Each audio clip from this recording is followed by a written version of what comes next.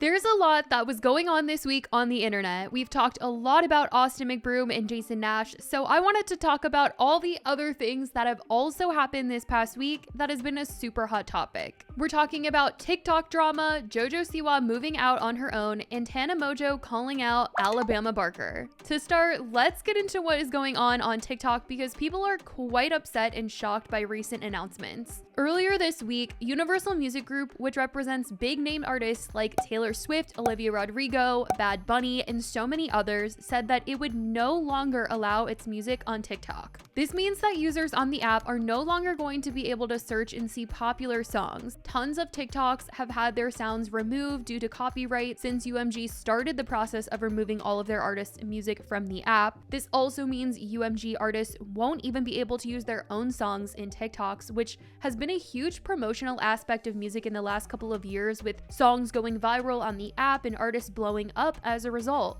UMG put out a statement in regards to this whole thing that wrote, "With respect to the issue of artist and songwriter compensation, TikTok proposed paying our artists and songwriters at a rate that is a fraction of the rate that similarly situated major social platforms pay. Today, as an indication of how little TikTok compensates artists and songwriters, despite its massive and growing user base, rapidly rising advertising revenue, and increasing reliance on music-based content, TikTok accounts for only 1% of our total revenue.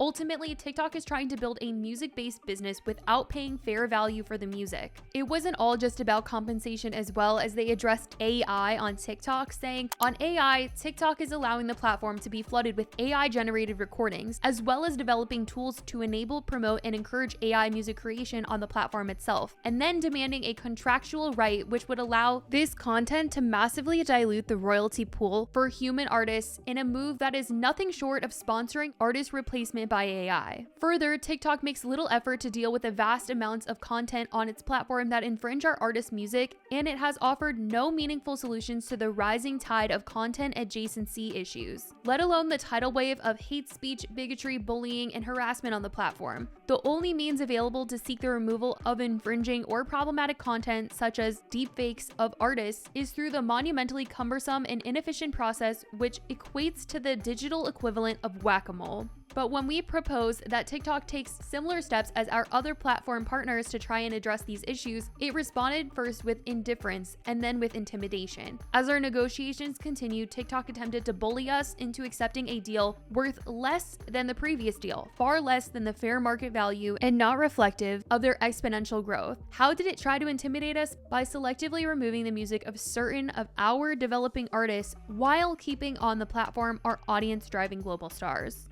TikTok ended up putting out a statement on their own saying, "It's sad and disappointing that Universal Music Group has put their own greed above the interests of their artists and songwriters. Despite Universal's false narrative and rhetoric, the fact that they have chosen to walk away from the powerful support of a platform with well over 1 billion users that serves as a free promotional and discovery vehicle for their talent. TikTok has been able to reach artist-first agreements with every other label and publisher. Clearly, Universal's self-serving actions are not in the best interest of artists, songwriters, and fans." Now, the two parties could still come to some sort of agreement in the future, but as of right now, songs are being removed, TikToks have been muted, and users on the app are sad to see a lot of their favorite artist songs leave the platform. It sucks for sure, but a lot of people are saying, you know, artists deserve proper compensation and proper protection, and hopefully they can reach an agreement. Now, as for what's going on with JoJo Siwa, she is growing up, you guys. She has moved out of the big mansion that she shares with her family and is living on her own in an apartment in Atlanta. She landed herself a new job as one of the judges on So You Think You Can Dance, and they film in Atlanta, so she made the move for the time being, but she says that it's the first time she's ever moved out and been on her own, and she recently expressed just how hard it is to be an adult. In the last 4 or 5 days, I've learned so much about leases and renter's insurance and utilities, and it's crazy. Being an adult's whack. I mean, I guess I've been an adult, you know what I mean? But I don't know, it's just, there's so much to it. Don't grow up.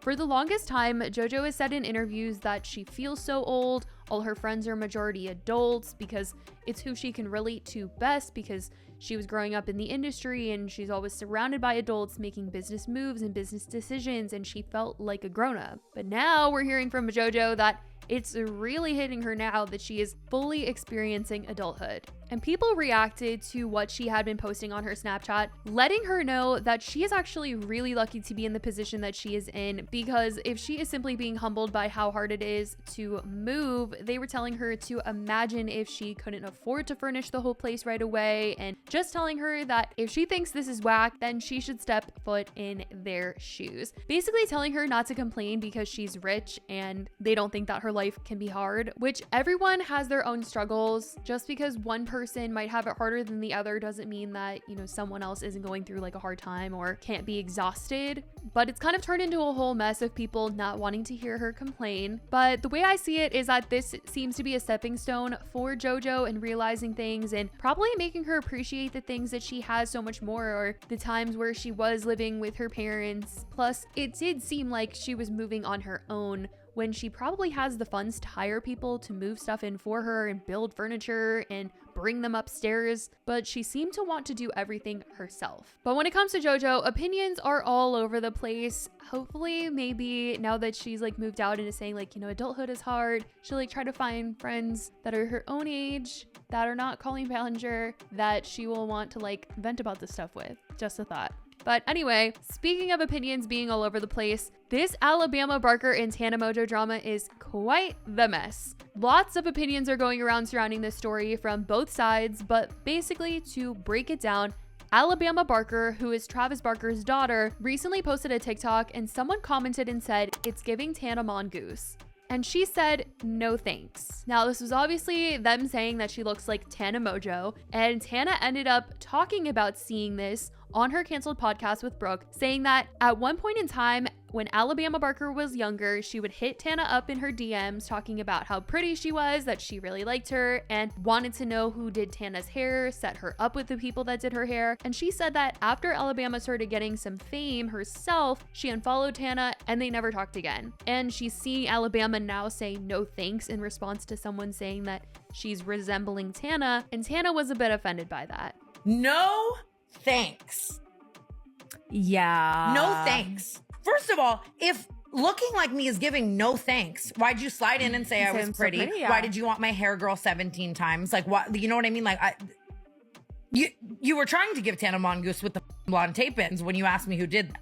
So it's like, I don't know. and I want to give her grace because she's younger, but at the same time, one thing I've never been is that type of person. Even when I was like 18, 19, I would never, if someone said it's giving Iggy Azalea, I would have never said no thanks. Yeah, like what did you do? Like, it's just kind of, I understand the angle of like it being like, oh, I don't want to be compared to somebody else, but just say that. Don't say no thanks. 110. Tana said that she saw Alabama try and clear up why she said what she did, saying that she was just tired of being compared to other blonde girls, but Tana still found it offensive. I remember her exact verbiage, but it was essentially along the lines of like, all blonde people don't look alike, and I get no that. hate and whatever. And she kind of tried to like save her ass. But to me, it's like, if that's what you thought, like all blonde women don't look alike, you could have said something like that. Like, you directly read my name and said no thanks.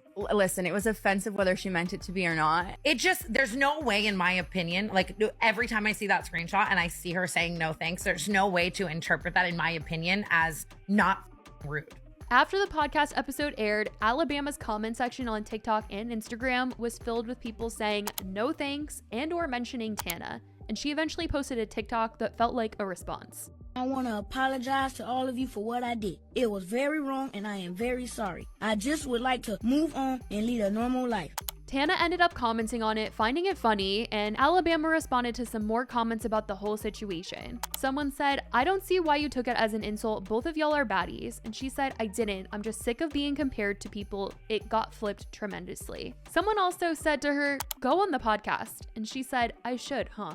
Now, I don't know if she really would, but it would make for an interesting episode after all of this, that's for sure. But that is what has been going on this week that was not related to Austin McBroom and Jason Nash. I certainly want to know what you guys think about all of this. Have you noticed the changes on TikTok? What do you think about the people that were telling JoJo she can't complain? And Tana and this Alabama Barker drama? Let me know your thoughts in the comments. I love you guys so much, and I will talk to you in the next video. Bye, guys.